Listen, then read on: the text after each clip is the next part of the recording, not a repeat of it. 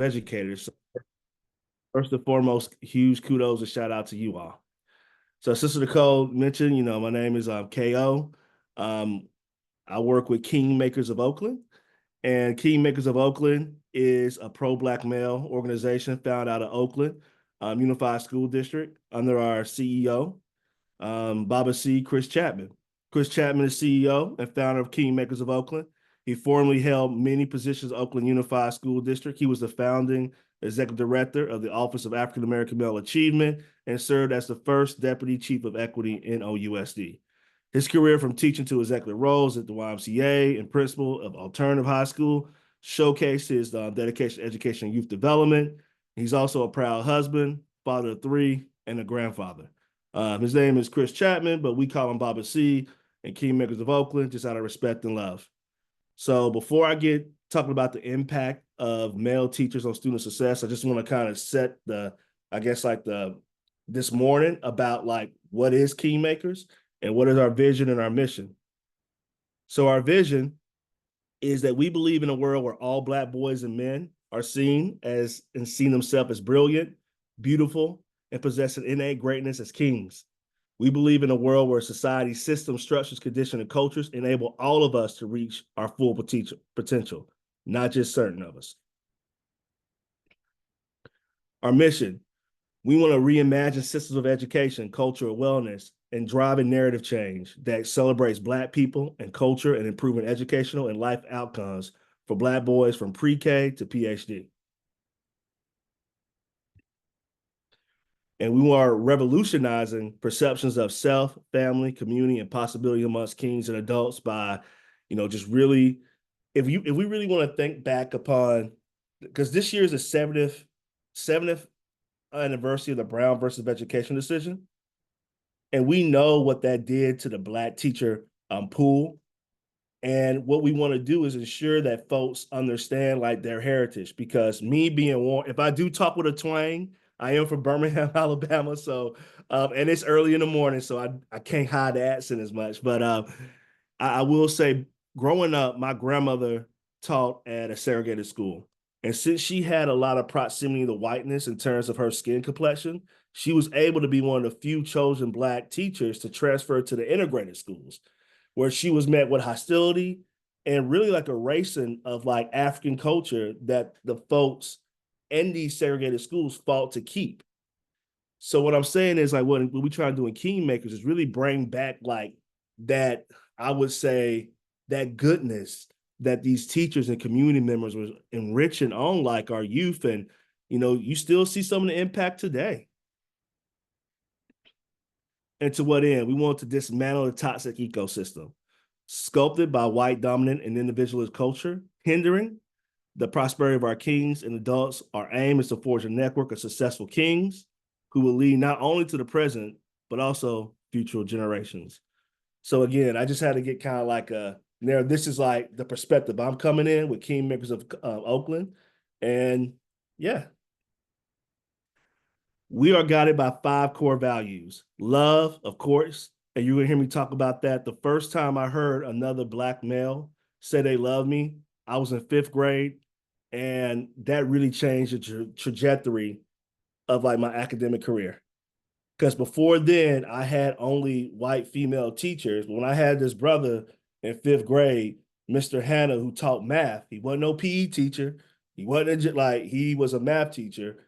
And I just remembered like, oh wow, like a teacher said they love me. This is weird, but also like I felt it. And it made me want to be better, show up in the classroom, because just when someone say you love, you just want to do the best for that person. So love, African centered, king centered, collective will, and partnership. So I want to start off with just like quick data points, right? And I want to go backwards. There's over 377,000 teachers in California. Only 82,000 is male. This is based off the California Department of Ed statistics. And let's go back. There's 4.9% Black male students in California. Only 0.8% are Black male teachers. Let's look at Latino male students. There's 56.1% Latino male students in the state of California. Only 6% Latino male teachers.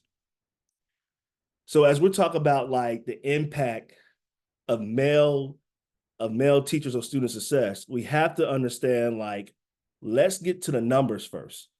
This is where we're at right now.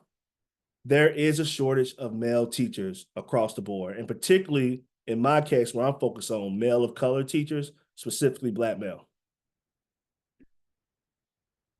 And here's the why. And I don't want to bore you all with some of this research because we know, like we know the impacts of having a male teacher in front of students.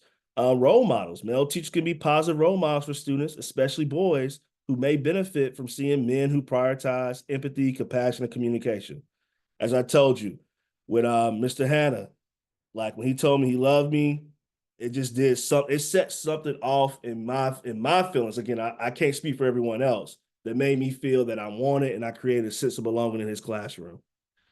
Social emotional development. Male teachers can help students develop social skills and feel safe expressing themselves. Sometime before Mr. Hanna said what he said, it felt like I was walking on eggshells of my identity of like, can I say this? Like what? Like it was just weird. A lot of folks, I mean, there are more technical terms to describe it, but in terms of like a student in fifth grade, I couldn't articulate what was going on, but I knew some type of tension was there. Gender equity. Male teachers can help break down gender inequalities by working in roles that are typically viewed as appropriate for only for women. When I saw Mr. Hanna, I thought he was one of the, he got me introduced to like Black fraternities. He got me introduced to like just like, hey, like even though like you might see me as masculine, I'm also like in terms of like because education can be categorized and mystified as a female only role, but he helped me see that no, like as long as you care and love about students, this could be a great career for you. And also like it's okay to share your feelings. It's okay to cry. And like if I don't know if I would have saw another Black man cry the way he did at an early age. I don't know if I would have had the empathy that I have now. So really cool. Diverse perspectives. Male teachers can bring diverse perspective on life experiences to the classroom. I remember I'm based out of Seattle, Washington, and we had a severe shortage of Black male teachers, why we want to create specialty programs. And I remember when the Trayvon Martin murder happened, and I remember, and I'm not trying to put religion on anyone, but I remember I was at my local church, and there were Black male students like, "Hey, my white female teacher explained it, but they were missing the mark." And I was like, "What do you mean?" And then they kept talking. They were like, "Well, I just felt like they did it because they felt like they had to, but they didn't care." So what I'm trying to say is that when I presented like a counter narrative of what they presented, they were like, "Okay, this is what I was feeling," but I was scared to speak up because I didn't have that sense of belonging in the classroom. So again, what I'm trying to say is that male teachers can bring a diverse perspective of life experiences that sometimes like where they were and where we are right now in the nation that I think are not only our males but like other students can benefit as well, because hearing it from me and my perspective, it validated their experiences and made them feel like, okay, and now I feel heard. Hey, I'm not crazy. I was feeling the same way. So that made these students, particularly these Black males, feel like, okay, I see the world view as you, so there's nothing wrong with me. Critical thinking. Male teachers can support the development of critical thinking and effective communication. Um, there have been some incidents where, and Dr. Geneva Gay and Dr. Gloria Landon Billings says they're called sympathetic destroyers and warm demanders. So sympathetic destroyers are teachers who they love students, but they might let students get away with certain things just based upon like who they are. Warm demanders are teachers who are like, "Hey, I see you. I want to be hard on you, but you also want to get this work done because I believe in you." So male teachers can support development of that by just being very stern, just based upon personality, but also just really being very like upfront with students of like, hey, like I'm not gonna let you slip by. Collaboration, balanced representation, nutrient environment. Just these are again a lot of stuff everyone knows. The research tells us, but again, we're just so we don't have a pool of male teachers wanting to go in because there's right now we don't have the interest of the pool to have them go in. But enough of me telling you about the research and like why it's so important. I would love it if we can show one of our kings You see what I've done. for But that. that's something that I Let me see. Can everybody hear that? No, we heard it at first, but I don't hear anything right now. Okay, well, I'll start from the beginning. We're It was good. actually here. Good. It was during 2020. I just saw Black folks. I was like, there's no way this can be biking. And then there was, just food, there was music, there was culture. And then they immediately just gave me a bike and was like, let's ride. I was like, bet. And I just kept coming, just kept coming. From there, I was like, I want to pursue. I have no excuse now. I have everything that I need. And then boom, when I went to the cycling season, I was just beating old men that have been doing this for 10 years. And I knew it was a talent that I just had. Something about cycling that I really love, you can't quit. You can't give up. You must finish the ride. Even when your muscles are cramping. That right there made me learn resilience. Made me learn I gotta keep on going. This sound like dominoes on Saturday. I'm running fives, call game on a fadeaway. I let them talk cause they know the boy here to stay. I'm in the win, no effort in if we about to play. I keep my head on straight, make sure I'm running my pace. I know they talking if my game ain't up to par and I'm late. I don't treat it like a race, it's like a marathon. And I heard it's never over till that lady sing a song. My name is Trayvon Mitchell. I attend Cleveland High School and I am a 12th grader.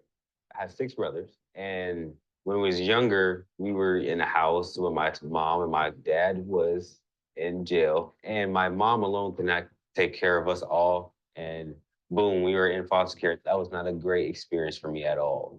I was labeled as a bad kid. I could not keep my mouth shut. So my stepmother took us in by twos because she can only do two at a time because that's a whole lot of kids. She basically said this from that.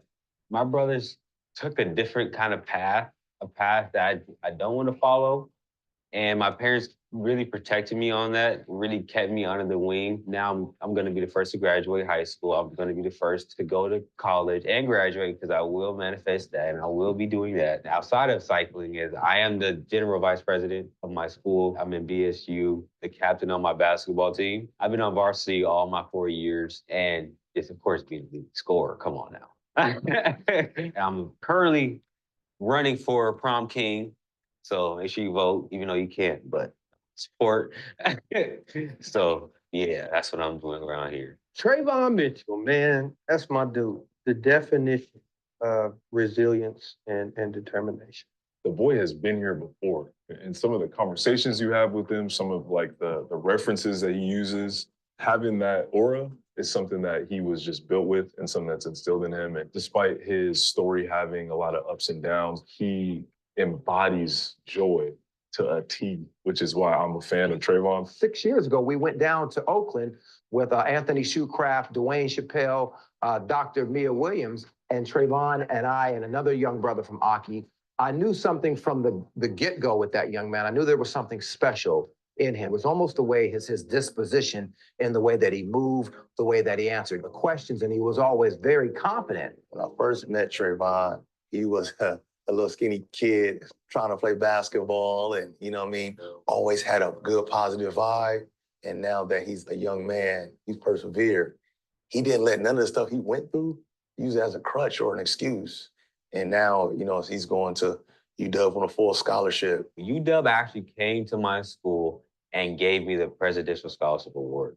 That is their most prestigious scholarship. Only 10 people out of 50,000 people that applied to UW get it.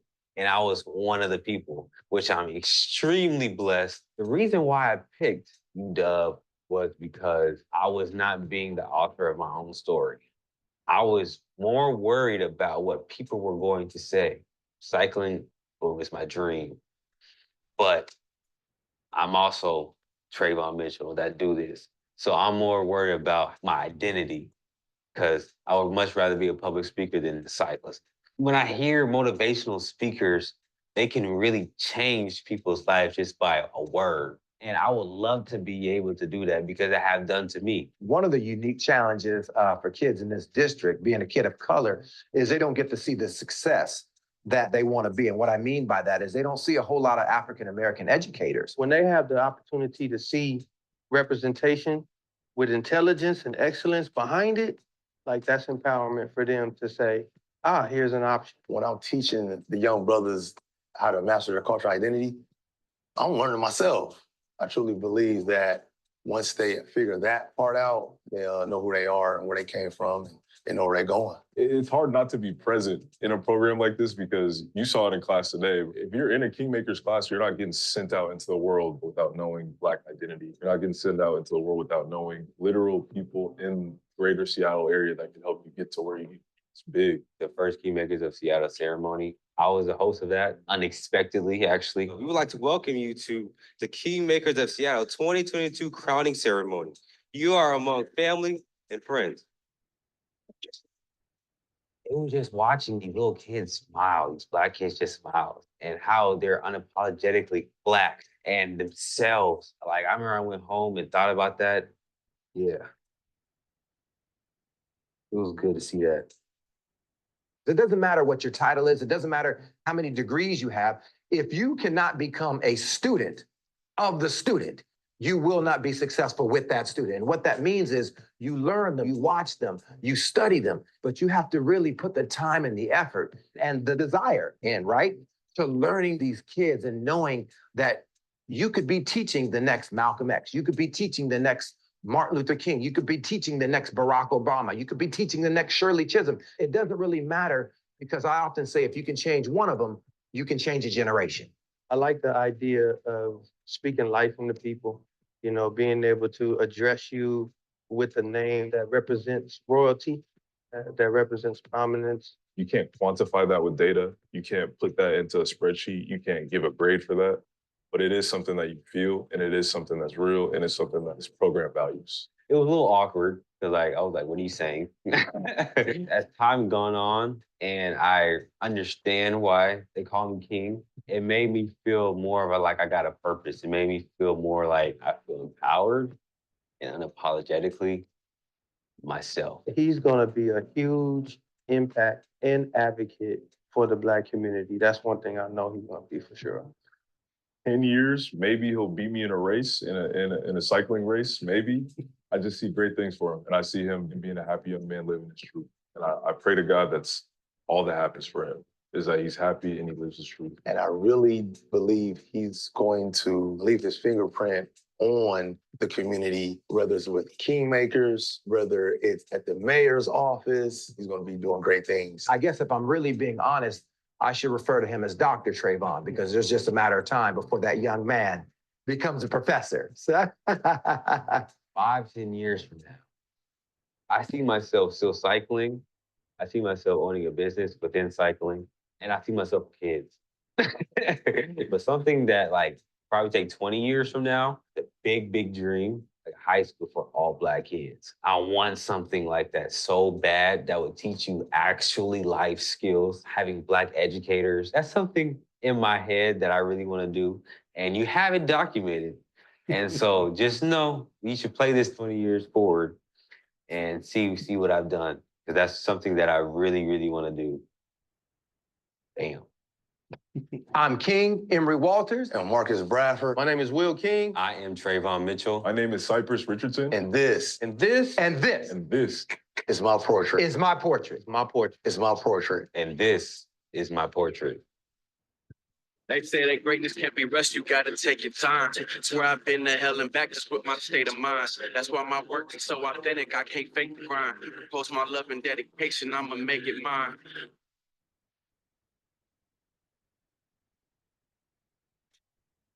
Okay, thank y'all for sharing. I just thought that That'll be just kind of like just like a segue of like you heard the data, you heard like the why, but it's also good to hear student voice of like why like it matters to have like males in the classroom, but also particularly like males of color. So I just wanted to like just really kind of like just show you all that. And also I want to show you some stuff that Kingmakers is currently doing as well to like also like continue to like help build a pool of male of color educators. So let me pull back up my slide. And after that, I want to open it up for questions and comments. So, we can we're small, we're a small enough group where we can to talk and see what we can, yeah. So give me 1 second. Sorry about that. It's right here. Yeah, here we go. Oh man, that's too many tabs open up.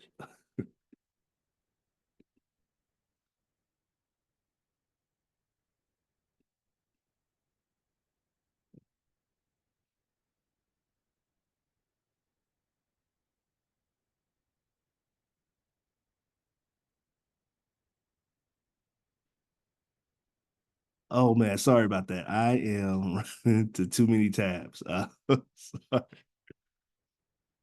Oh man. God dang it. I just had it up. Fine, take your time. I recommend for participants to start thinking about some of your questions that you want to ask, whether you're comfortable coming off mute or putting them in the chat. You can start to drop some in so we can make sure they get answered.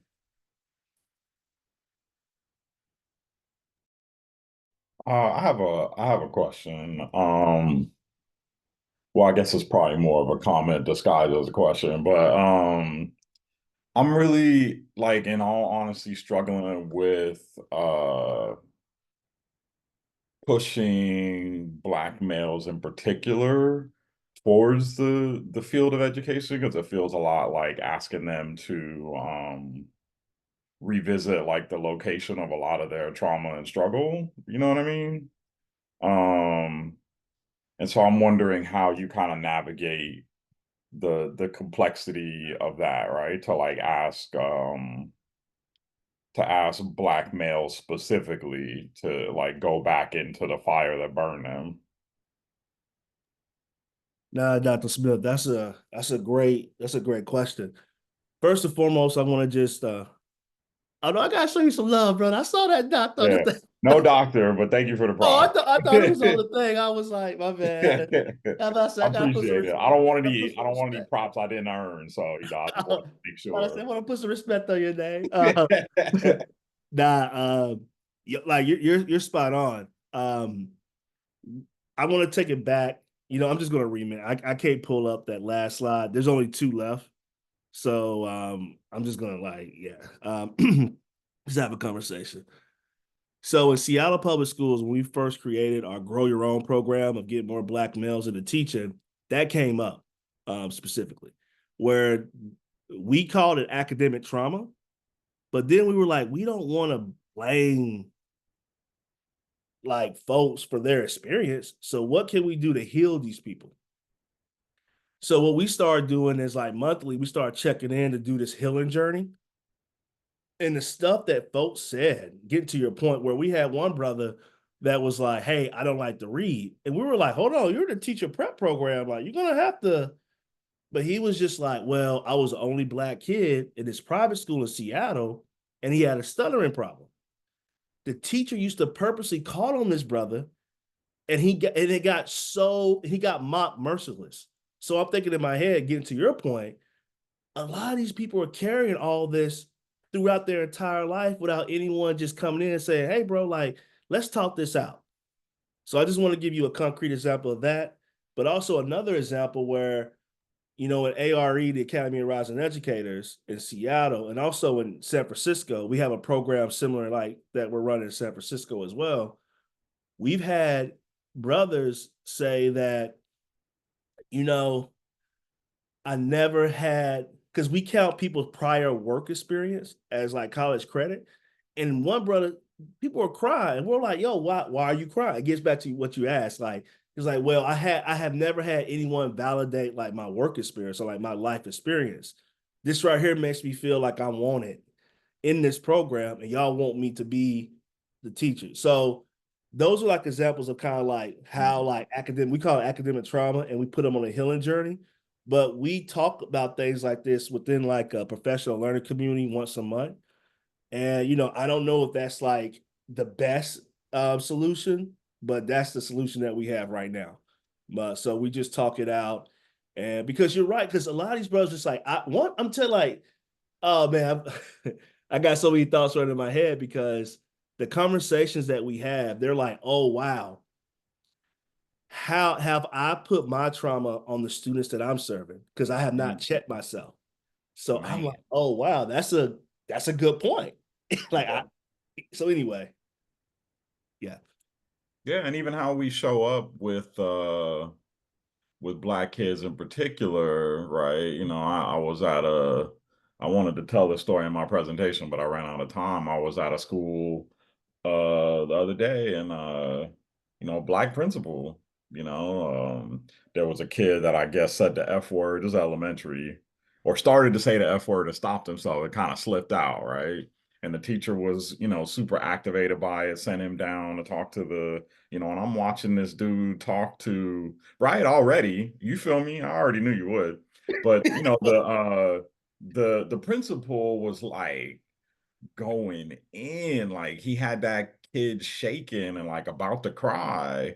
And, at the end of the whole conversation, he's like, I'm old school, brother. Like, I just had to let him know. And I'm just like, I don't know, and I was like, but what are you doing to teach him? Right? Like, what are you doing to put him back together after that? And, are you giving him credit for him stopping? Right? Because he stopped because he knew, right? So how do you give him credit for the part that he did right? Right? Versus like just shaking him up, because we can be coercive, we can break his down, but like, what are we doing really to build him up? I'm gonna have to keep, because I'm gonna be honest, this particular principal is a little shaky. What I mean? He's real sensitive.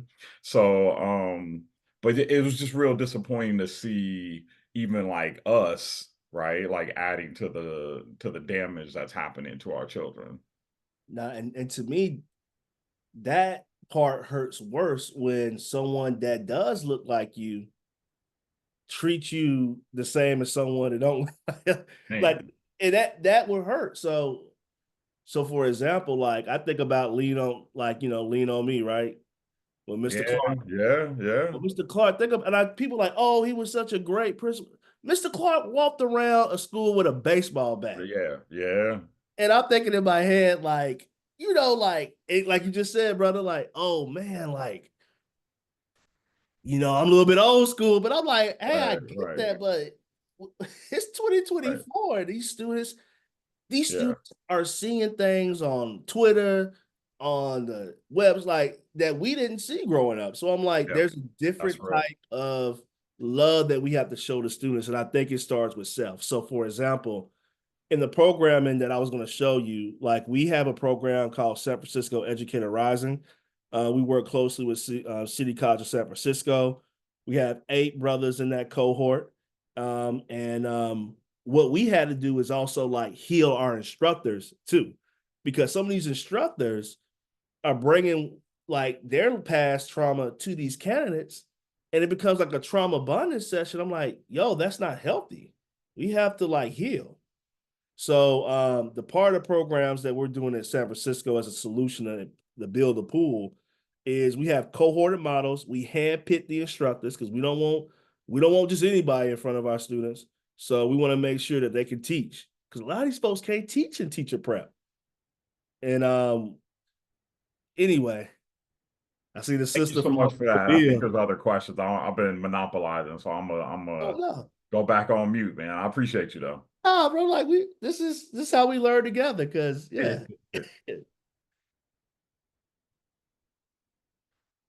But yeah, that's my thing. That's what Kingmakers does. And yeah, like our whole thing is that again, we want to create streamlined pathways, multiple entry points, and also media to attract more males of color, particularly Black men, into education. So that Portrait of a King, we have one with SFUSD. We have one brother, I got to give him a huge shout out. His name is Gerald Robertson. This brother lives in Sacramento. He has 3 kids. He travels back and forth from Sacramento to San Francisco to work as a paraeducator, and he still goes to school because he wants to be a teacher. And I'm like, in my head, like, why are we making it harder for this brother to get the kids when it's proven that he wants to do this? Oh yeah, my bad. Yeah, 2 hours. Sorry about that. Thank you for clarifying that. But yeah, so I'm like, in my mind, I'm like, how can we make it a little bit more like accessible for folks who they can't live in the city anymore? It's become too expensive. But they were born and raised there, and their love lies within the city. So to be clear, what we're doing as like concrete solutions, we're doing a media campaign.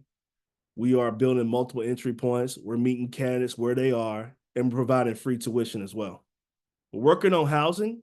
We're not there yet, but those are things that we are doing to get more Black male teachers in the education. So our teaching class, like in Kingmakers, we're in schools teaching our master in culture and identity. It's a pro-Black curriculum, Afrocentric, and we get folks who are like, oh, I don't know if I want to be a teacher or not, and we place them in that class, and they come out like, oh, I do want to be a teacher.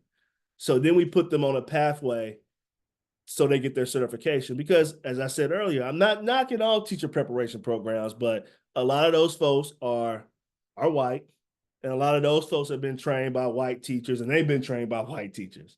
So what we're trying to do is add our flavor in it, like, no, be yourself. Like, being yourself is why these students will engage with you. We just got to teach you how to teach. So that's how we're taking the approach of like trying to build a pool. And I don't like talking that much. So I just really like to kind of do a little, if anybody want to like add on or have a question or comment, please. That's all I got. Yeah.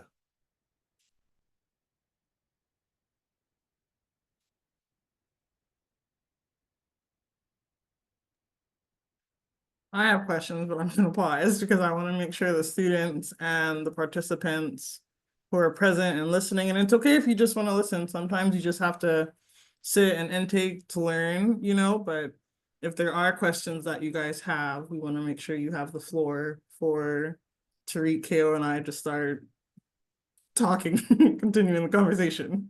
Yeah, because I would do that too. So, like, yeah. So.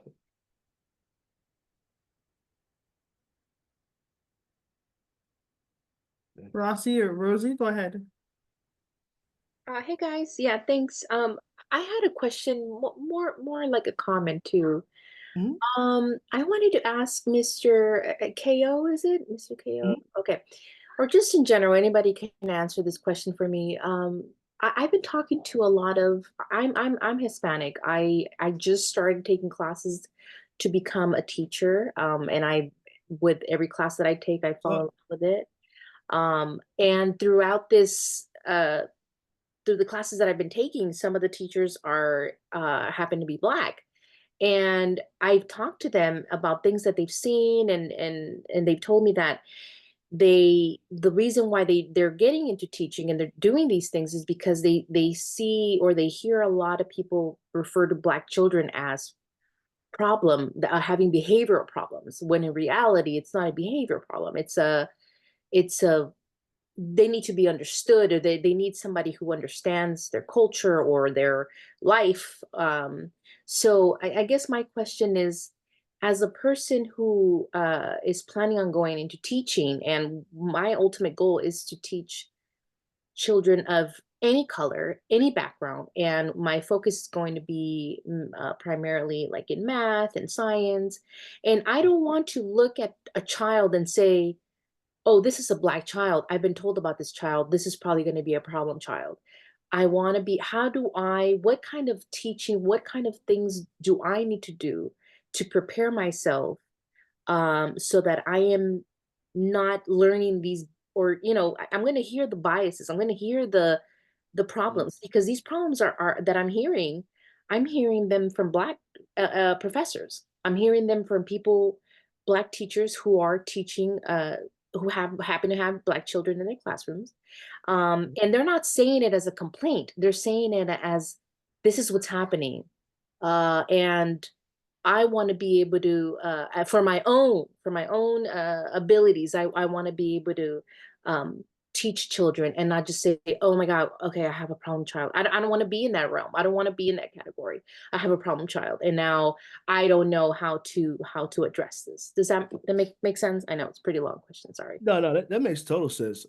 First, I would say that most instructors and that teach teachers like classroom, and I hate saying this, classroom management, they usually got that from white instructors. So like, even if you do have like Black and brown instructors, how they view teaching Black and brown children might be as someone who is non-Black and brown. Just, that's some research out there. Travis Bristol at UC Berkeley talks about that. What I would recommend is engagement. One thing that I see lacking in teacher preparation is how to engage students. And if you really want to, not like specifically, like, we have a target universalism of like Black males and kingmakers, so we engage Black males. However, if we know how to engage, from what the data show is the least achieving by scholastic measures per se, it's supposed to be a rising tide that everybody will benefit. So if let's say, for example, you go into the classroom as a math, and the math lesson you teach it has not resonated with certain populations, maybe you have to look yourself in the mirror and be like, okay, how can I spice this up to make it more accommodating for all? And that takes work. It's not hard. It's hard to do differentiated teaching, but once you do it, the impact will be there. And also how you engage. Like, so I'm a big believer and big component, even when I teach like in teacher preparation programs, I teach classroom engagement. And folks be like, whoa, we want to manage. I'm like, you don't manage people, you manage things. And I'm like, I refuse to have folks get into a classroom talking about management, and then once the lesson, goes awry, they be like, oh, this kid is a problem. Well, maybe it's a problem because you ain't teaching shit.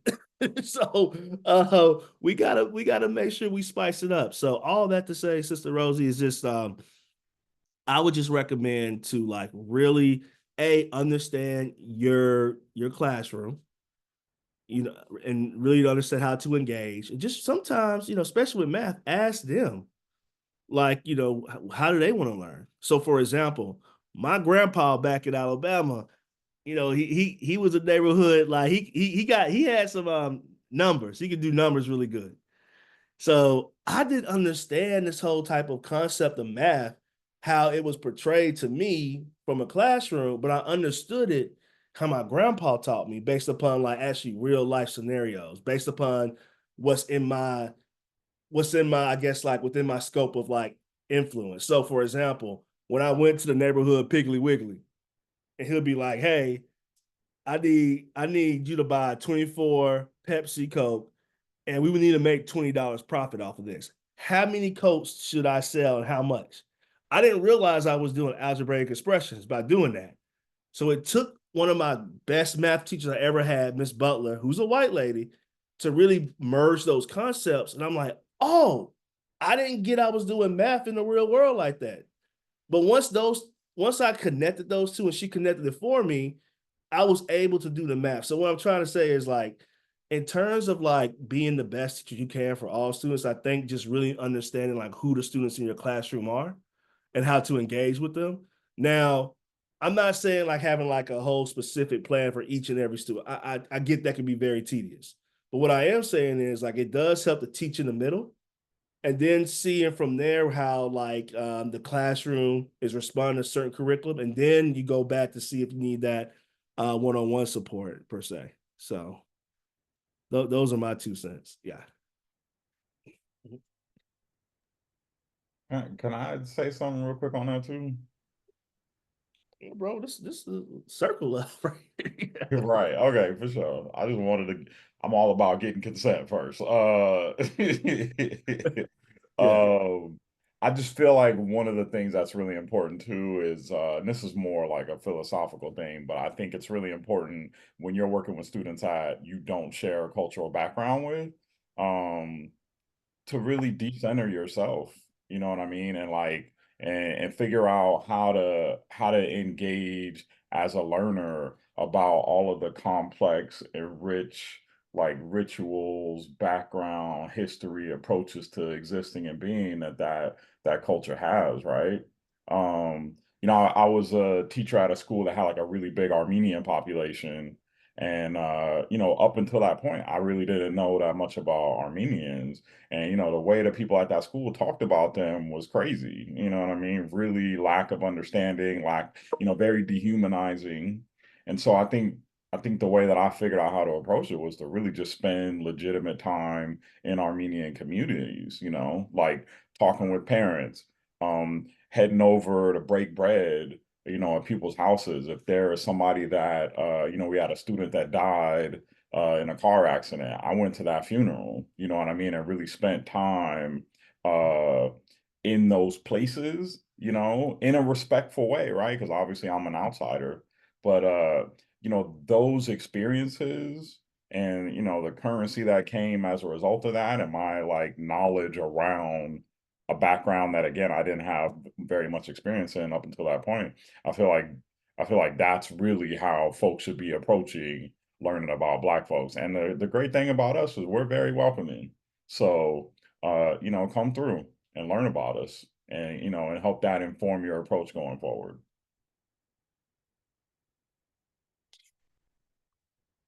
Yeah, thanks, Tariq. Sorry, I just wanted to jump in. I appreciate what you just said right now, and as I'm listening to you, it kind of like it reminds me how I'm probably going to have limited opportunities to do that. The field that I'm going into is with early child development, and in the places that I volunteer or that I've done work, I'll probably see like one little Black child out of the whole classroom, right?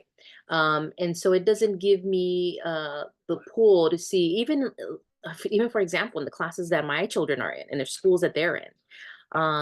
For example, my son's he's 4 years old. He's in TK right now, right? And there's this little girl in there. Her name, I forget what her name is. But she's amazing. She's beautiful. I love how my son and all the children they're learning Spanish.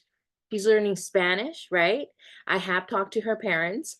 And they take pictures together, they play together, they do all these things together. I think I'm probably gonna have to, this is probably gonna be a stupid statement, but I feel like I have to find the classrooms that these people are referring to, that where these problem children, I have never seen them. I want to understand it though. Does that make sense? Like I feel like the opportunity for me to see these things, and to actually learn and to learn about them, to learn about their culture, to learn about, what are these problems that arise. I feel like the opportunities are very limited for me. Um, I don't know where I would go do that. So I would just recommend like sometimes like Kendrick Lamar says, sometimes you gotta pop out and show folks. So I personally think that like for example, if you rely on the systems to have you connect to communities, it ain't gonna happen because systems are doing what it's supposed to do, having you like not connect with communities. And I found this out on research that says that, and I will always remember this quote from this sister. She was like, communities never forget, institutions forget. So I'm like, with that being said, I don't think schools are set up for what you're talking about. So I think that you have to like make initiative. And I know it's going to be hard to do that within your own prerogative because, but once you do that, folks like will give you like the ultimate love. It's like the rap songs, you give the streets love, they give you love back. And a lot of this stuff ain't in my personal opinion, you know, again, I know I got gifts that other people don't have. Like, I feel like I can just go in any community and just talk to anybody. I guess that's that Alabama coming out of me, but you know, that's how I feel. But if you're not that person, I guess I got a point. Can I make a point? yeah, go Excuse me. Okay, ahead. Black Yeah. communities are always right in your face. You just act like you don't see them. Black communities are always reaching out. There's always a representative in the community right there in the classroom coming up, dropping off that child to school. There is a principal, there is a deacon, a deaconess, a usher, a church person, there is a community research person, community activities person. There is no excuse for you not to be able to identify a Black community representative. Especially with gentrification going on everywhere. Like, a symbol to me of gentrification is like living out here in Seattle. There's this predominantly Black church and it's a predominantly white neighborhood. So in my mind, I'm like, I know this was not how it was in the back. Cause like just how the central like Black church, some folks walk to church and things like that. So anyway, I'm just putting that historical content. But yeah, like Vicky said, yeah. Man, I wish we could continue to talk. This is fun. This woke me up.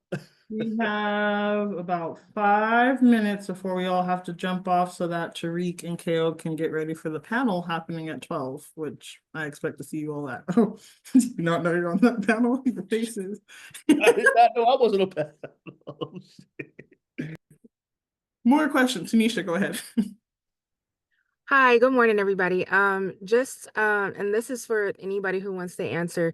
What's some advice you can give me going into education, working in education right now, when you have your old school teachers who don't care for the change and you're here for the change? How do you guys combat that without becoming frustrated? When they don't want that change.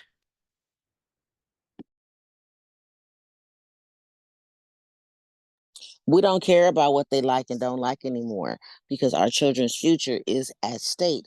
And the generation of the Black population, Black male, Black female, Black femme, Black straight, gay, ABT, ABC, 1, 2, 3 crew all need a quality education in math, science, and engineering, and sciences, and life skills, and financial literacy, and all the things that all the other economic groups of struggle are getting, of equity, are getting funded for. But we've been here all along asking for the same damn thing, and it's still being ignored. So you help me figure out why people don't know that we here asking for the same damn thing we fought for a long damn time ago.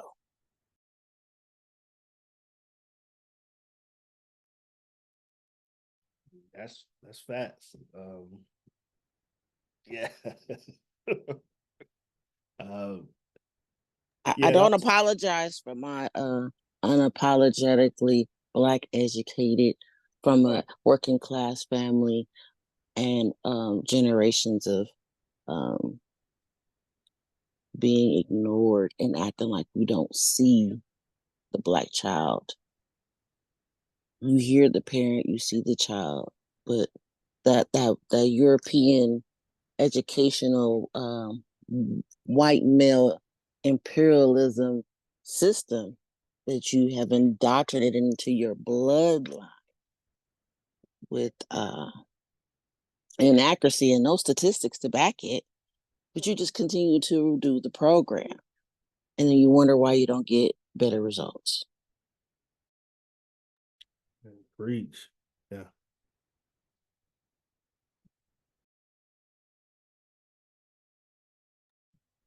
And any questions, any follow-up, any piggybacks, any any coins going by the usher the offering plate? We need some donations and stuff for these I feel kids. you, Vicky. You know, I think especially as now a Black mom, right? I have twins. I have a little boy and a little girl.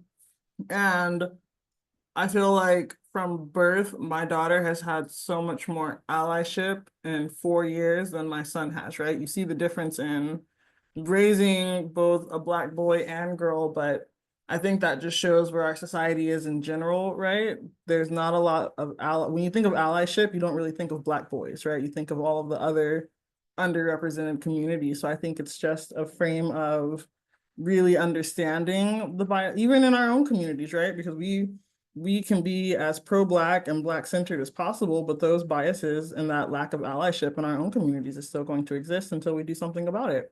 So that's where these programs like the Kingmakers of Oakland and all of the other communities that Tariq and Ko have been talking about need to filter into our own classrooms so that when our students do step into the schools, they know that they're wanted. And so it's not seen as, oh, you know, the Black children are the problem children. It's, we want these children in our classrooms. That part. Because, like, think about it, sister, like, like, students know, even at a young age, if a teacher ain't vibing with them. Like, they know, a student know, like, this teacher don't care. And you know what? And that makes it like, I don't care about them either. So I'm like, yo, these are kids. So get to this old school personality, like, well, no, I demand respect. They're gonna respect me. I'm like, this is a kid. You don't know this kid. Like, get to know the student before you make that like assumption. So for those OG teachers, I'm like, you know what? You had your day. It ain't work. We gotta do something different. And not to disrespect them, it's just some of these folks have trauma. I remember my grandma told me her office was in a closet when she first went to the integrated school in Alabama. And I was thinking in my head, like, what? She was like, I went from being valedictorian, being a smart, to like going to an integrated school where they treated me like I was like the help, which I was like, I'm smarter than you. I know how to teach better than you. And some of these OG brothers and sisters, they got that chip on their shoulder, and I get it. But also it's just like, bro, we gotta heal. Because getting to your point, like, we don't want to have you like already feeling like isolated before you even get as a teacher a record. We don't want to have you like, we don't want you to like, because there's already a lack of us anyway.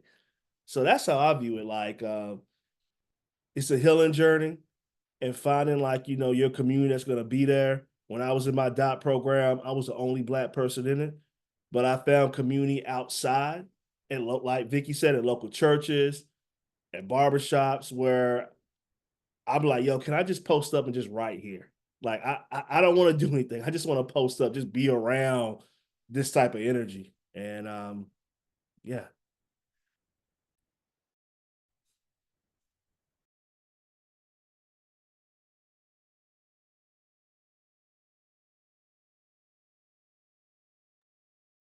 Any last minute thoughts or questions? I want to remind you all to make sure that you are putting your name in the opportunity drawing files for each session. But other than that, if you have not registered for the 12 p.m. panel, by the way, let me drop that in.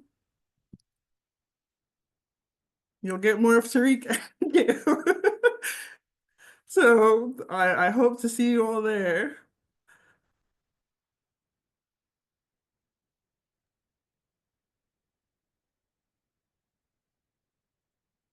Thank you so much, Nicole. Thank you, Kale. I was really appreciate where you're coming from. That's nice to hear people not making excuses and actually like getting in there and doing something. That's love, big bro. Thank you. Yeah. Cool.